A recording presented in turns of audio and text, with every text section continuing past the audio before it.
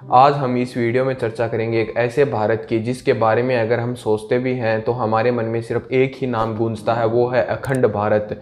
एक ऐसी कल्पना जो आज से लगभग 300 साल पहले एक भौगोलिक सच्चाई थी, और वो स्थिति एक ही चीज को जन्म देती है जिसका नाम है अखंड भारत, जिसमें 6 मुख्य देश सम्मिलित, जिसमें सबसे पहले अखंड भारत से दूर हुआ अफगानिस्तान 1747, बाद में नंबर आता है नेपाल का 1768, फिर भूटान 1907, पाकिस्तान 1947, श्रीलंका 1948 और अंतिम बांग्लादेश 1971। ये थे अखंड भारत के महत्वपूर्ण अंग जो आज भारत से बिछड़ चुके हैं। इनके बारे में आज सिर्फ हम कल्पना ही कर सकते हैं, लेकिन आपने सुना तो होगा ही कि कल्पना में भी बहुत बड़ी शक्ति होती है। तो चलिए उसी शक्ति को इकट्ठा कीजिए और चलते हैं एक ऐसी सोच के ऊपर, एक ऐसी कल्पना के ऊपर जिसे हम नाम देंगे अखंड भारत का। क्या है इसकी बुराइयां, क्या है इसकी अच्छाइयां? क्या अखंड भारत होता तो इसकी सीमाएं नहीं होती, तो क्या हमारे देश के इतने नागरिक मरते? तो चलिए करते हैं उसी बात की चर्चा। तो स्वागत है आपका हिंदी टीवी के यूट्यूब चैनल पे। मेरा नाम है अशोक मिल, आप देख रहे हैं हिंदी टीवी का यूट्यूब चैनल। हिंदी टीवी के यूट्यूब चैनल को सब्सक्राइब कीजिए, बेल आइकन दबाना मत भूलिए, वीडियो को लाइक कीजिए। अगर कॉमेंट सेक्शन में हमारे से कोई कमी रह चुकी है तो हमें ज़रूर अवगत कराइए ताकि हम उस कमी को दूर करते रहें। आज हम अखंड भारत की इस तस्वीर को देखते हैं तो हमारे मन में कई सवाल पैदा होते हैं, जैसे अगर ये देश एक होते तो इनकी जनसंख्या क्या होती, अर्थव्यवस्था कैसी होती, कितनी बड़ी आर्मी होती, क्या ये अखंड भारत दुनिया का सुपर पावर होता, सबसे पावरफुल देश होता, और क्या ये सुपर पावर अमेरिका को भी पीछे छोड़कर सबसे आगे खड़ा होता? तो सबसे पहले आते हैं जनसंख्या पर। एक रिपोर्ट के अनुसार अगर ये देश एक होते तो इनकी जनसंख्या लगभग 200 करोड़ होती, जिसमें सबसे ज़्यादा हिंदुस्तान की जनसंख्या लगभग 135 करोड़ और सबसे कम भूटान की जनसंख्या लगभग 10 लाख होती। इस हिसाब से ये दुनिया का सबसे ज़्यादा जनसंख्या वाला देश होता।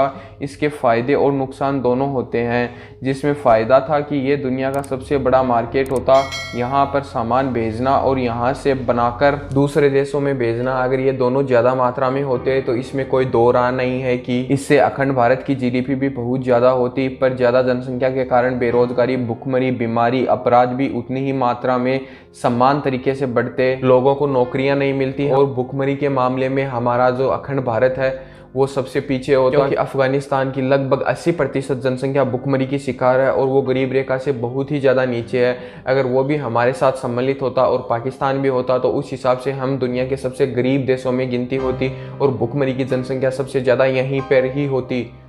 वैसे तो आज भारत का सबसे बड़ा राज्य राजस्थान है क्षेत्रफल की दृष्टि से, लेकिन जब बात आती है अखंड भारत की तो सबसे बड़ा राज्य निकल के आएगा पाकिस्तान का, जिसका नाम है बलूचिस्तान। बलूचिस्तान आज भी पाकिस्तान में सबसे बड़ा क्षेत्रफल का राज्य है। आप सोच सकते हैं इतने छोटे से पाकिस्तान में एक ऐसा भी राज्य है जो सबसे बड़ा है, तो आप सोचिए अगर वो अखंड भारत में सम्मिलित होगा तो वो सबसे बड़ा राज्य निकल के आएगा। और जनसंख्या की दृष्टि से सबसे बड़ा राज्य भारत में इस समय उत्तर प्रदेश है, जो कि अखंड भारत में भी सबसे बड़ा राज्य निकल के आएगा।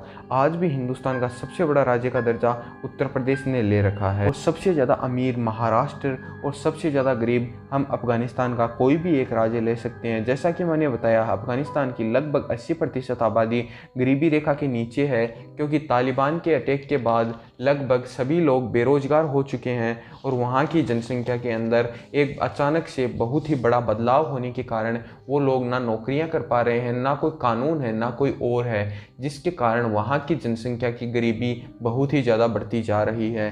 अगर हम अखंड भारत में होते तो हमें पाकिस्तान जाने के लिए बस एक ट्रेन पकड़नी पड़ती और श्रीलंका जाने के लिए एक नाव, ना तो हमें किसी वीज़ा, पासपोर्ट, किसी चीज़ की ज़रूरत नहीं पड़ती, और हम पाकिस्तान और श्रीलंका का भ्रमण बिल्कुल ही फ्री में कर पाते। जैसे कि हम दिल्ली से जयपुर और जयपुर से मुंबई जा रहे हैं, बस वैसा ही सफ़र होता पाकिस्तान से श्रीलंका और श्रीलंका से पाकिस्तान, और चाहे हमें ढाका जाना हो एकदम हम वैसा ही सफ़र करते जैसा कि हम आम तौर पे करते हैं। और अगर अखंड भारत हो तो जैसा हमने ग्रंथों में पढ़ा है स्वर्ग कश्मीर के बारे में, तो वो आज भी स्वर्ग होता, न कि कोई युद्ध का मैदान जहाँ पे पत्थरबाजी, आए दिन मौतें, खून खराबा होता रहता है, लोगों के साथ अत्याचार होता रहता है। वो किसी भी देश से हो, लेकिन लोगों के साथ अत्याचार हो रहा है। एक इंसानियत के नाते हम कुछ भी नहीं कर पाते हैं कि अगर अखंड भारत हो तो हम इंसानियत के नाते कम से कम ये तो सोच ही सकते हैं कि कश्मीर एक स्वर्ग होता, और जहाँ पे लोग अमेरिका और रूस जाते हैं छुट्टियाँ मनाने के लिए, वो कश्मीर आते हैं। चलिए आपको बताते हैं अखंड भारत का एक और फ़ायदा। अगर हमें ताज़ी हवा खानी हो तो हम भूटान जा सकते, और अगर कराची का प्रसिद्ध कबाब खाना हो तो हम कराची जा सकते थे। आपको तो पता ही है कि भूटान में सबसे ज़्यादा बड़ा क्षेत्र जंगलों का है, वो लगभग 80% क्षेत्र जंगलों में ही है, और वहाँ की हवा सबसे ताज़ा है। वहाँ पे जाने के लिए लोगों को बहुत संघर्ष करना पड़ता है, क्योंकि वहाँ की सरकार मानती है कि लोग आएंगे तो कचरा फैलेगा, जिसके कारण वहाँ पे गंदगी होगी और वायु प्रदूषण ज़्यादा फैलेगा। बस इसी कारण हम वहाँ पे जाने में थोड़ी सी मुसीबत होती है, लेकिन अगर हम अखंड भारत का उसे हिस्सा बना लें तो हमें वहाँ पे जाने में कोई भी मुसीबत नहीं आएगी। साथ ही हम महत्वपूर्ण खनिजों से भरे अफगानिस्तान की वादियाँ देख सकते थे, और उनमें निकलने वाले खनिज तत्वों का उपयोग भी कर सकते थे हमारे लिए। अगर अखंड भारत हो तो सबसे लंबा हाईवे NH-44 जो कि कश्मीर से कन्याकुमारी तक है, लेकिन अखंड भारत में वो काबुल से ढाका तक होता, क्योंकि अगर अखंड भारत होता तो हम काबुल से ढाका तक एक रोड बनाते, जो कि आज तक की सबसे बड़ी रोड होती अखंड भारत की। वैसे तो भारत की आर्मी में देश की सेवा करने के लिए 14 लाख के आसपास सैनिक हैं, लेकिन सोचिए अगर अखंड भारत हो तो 7 देशों की सेना अगर अखंड भारत हो तो 7 देशों की सेना को अगर एक किया जाए तो ये होती है 27 लाख, जो कि दुनिया की सबसे बड़ी ताकतवर और सबसे बड़ी सेना निकल के आएगी। भारत में लगभग 18 करोड़ मुस्लिम धर्म के लोगों की आबादी है, और सबसे कम नेपाल में है, जो कि है 10 लाख। अगर अखंड भारत हो तो हमारे अखंड भारत में 55 करोड़ मुस्लिम धर्म के लोग होते हैं, और ये मुस्लिम धर्म सबसे ज़्यादा आबादी वाला देश अखंड भारत ही कहलाएगा। लेकिन इतने ज़्यादा धर्म होने के कारण हमारे देश में लड़ाई दंगे भी बहुत ज़्यादा बढ़ेंगे। एक अनुमान के हिसाब से मैं आपको बता दूं कि अलग अलग धर्म होंगे तो वो लोग बोलेंगे कि हमारे धर्म का झंडा ऊपर है, हमारे धर्म के झंडे के कलर को यूज किया जाए। कोई बोलेगा हमारे धर्म के झंडे को यूज किया जाए, क्योंकि हम देखते हैं कि देश में वैसे भी काफ़ी सारे धर्म रहते हैं इंडिया में, लेकिन इन देशों को और सम्मिलित कर लेंगे तो धर्मों की संख्या वैसे भी बढ़ ही जाएगी। तो मैं बोल सकता हूँ कि धर्म जितने ज़्यादा होंगे उतनी ही ज़्यादा लड़ाई भी हो सकती है एक संभावना के हिसाब से। साथ ही श्रीलंका और तमिलनाडु के लोगों के बीच जो नफरत है वो भी कम हो जाती।